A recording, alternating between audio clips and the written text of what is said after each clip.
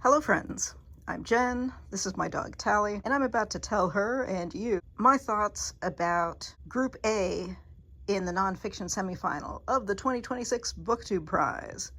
Shout out to Robert for creating and managing this project.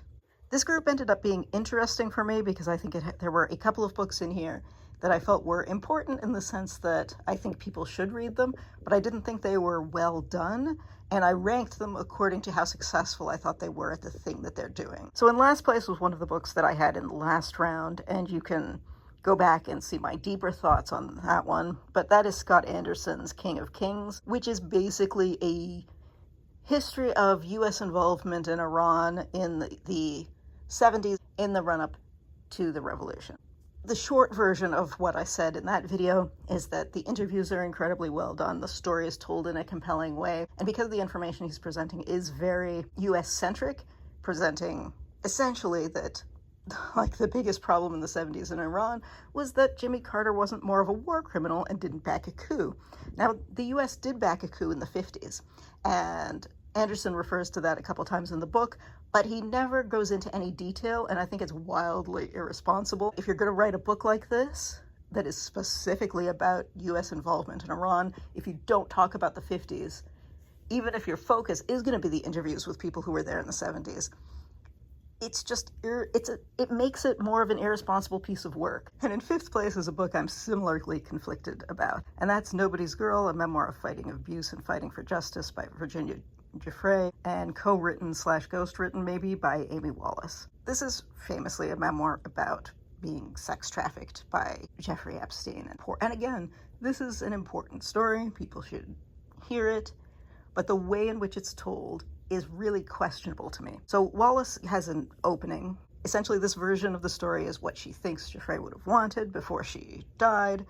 And obviously, because she is dead, she couldn't approve any changes that could have gone on. However, in that introduction, she also mentions that there was a domestic violence situation going on with the husband, who is mentioned repeatedly in the book. The memoir flashes back and forward, and the husband is being presented as this supportive, perfect, wonderful, so key to her healing journey. And because we know that the situation was actually more complicated from the introduction, the fact that the memoir keeps flashing forward to this marriage and family relationship that we know was not as beautiful as it's presented, it weakened the whole for me. And I kept wishing that Wallace had either chosen or been allowed to, because I don't know what the whole legal situation is with this, to make some changes to the way that the framework that the story sits on. Because the memoir itself didn't need to keep flashing forward to the family bits. I thought the family bits, I would have complained about that if I hadn't known that there was a domestic violence thing going on. But knowing that, it makes it even worse that it's written in this style. Again, I'm complaining about a stylistic choice because it is the framing that this book is sitting on that I'm complaining about, because it could have been told in a more linear way and it would have taken away this entire complaint. And again, it's important, but I don't think it's well done. And I think that's what we're judging here, or at least it's how I'm judging it. In fourth place, I put Nicolas Boggs's James Baldwin biography, which is a look at James Baldwin's life through his relationships.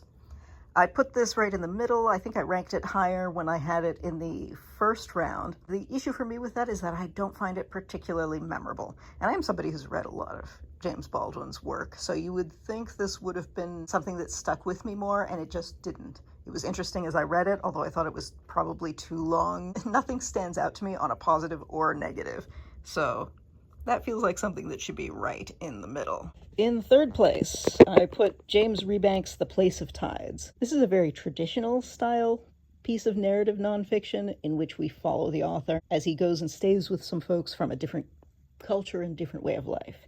He has a farm in England and has written a number of books about kind of pastoralism in that setting. And in this book, he goes and stays on a small island in Norway with two older women who are engaging in mutualism, basically. It's not quite like a symbiotic relationship, but it's a mutualism type relationship between the humans and the Eider ducks, who they build nests for, and they look out for predators. And eventually, when the ducks leave after nesting season, they collect the down that's left over to make quilts and things. And it's something that went on for centuries, almost died, was briefly revived, and it's still mostly the domain of a few older people from what's described here.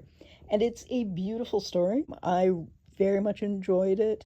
It's compellingly told. Occasionally the author gets a little bit patronizing, but only once or twice. The biggest flaw I thought that this book had is that there are 0 photos in it. No photos, no illustrations. I think because it has that kind of journal feel, if there had been sketches included, I thought that would have been nice.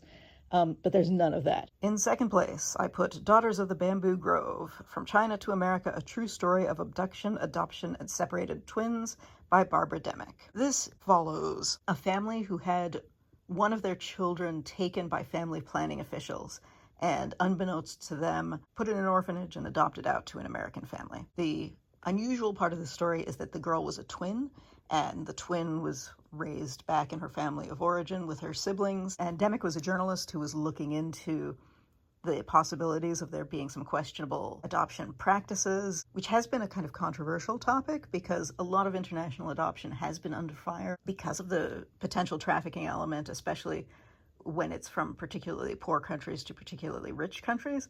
But I think for a long time, everyone looked at the situation regarding adoptions from China during the one-child policy as being the one ethical kind of international adoption. So Demick here is pointing out that that is not the case, and the having found these twins gives a really compelling example because you have this family who very much did not want to give up this child. You have a very dramatic relative being chased by family planning officials, and just the fact that they're twins raised apart is kind of compelling. There are some questionable bits in this book itself, which almost made me rank it a little bit lower. The author, for several years, hid the fact that she had discovered the twin in the US from the family back in China because the adoptive family wasn't ready to talk about it.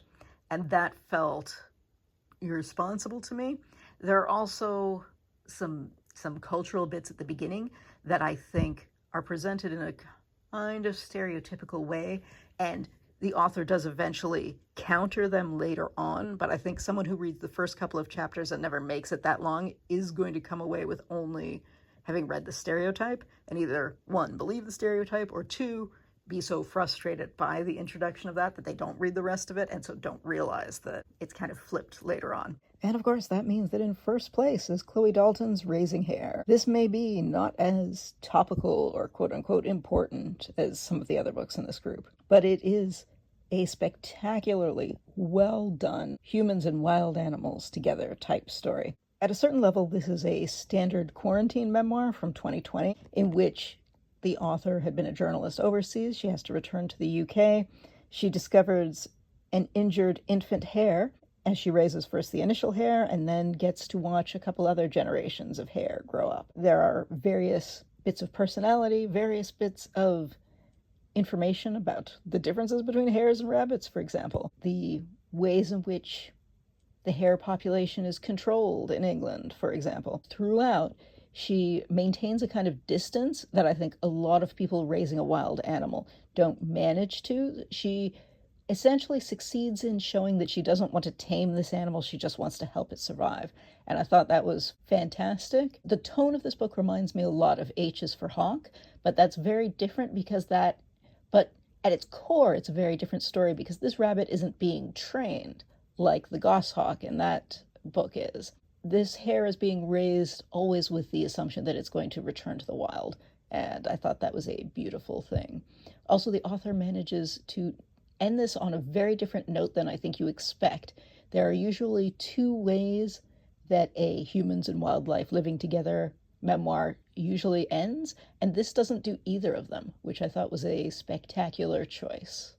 Additionally, this book, unlike Place of Tides that we were just talking about, has illustrations, and they're fantastic illustrations. So yeah, that was my ranking. I look forward to seeing which books make it through to the next round, because as I'm recording this, I think the announcement's coming up in about an hour, so I'll be checking that out. If you were judging this round, I'd love to hear what you thought.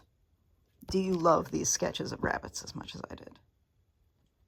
They're not rabbits, they're hares. Hares are not rabbits. That's one of the main things she talks about in this book, that people call hares rabbits.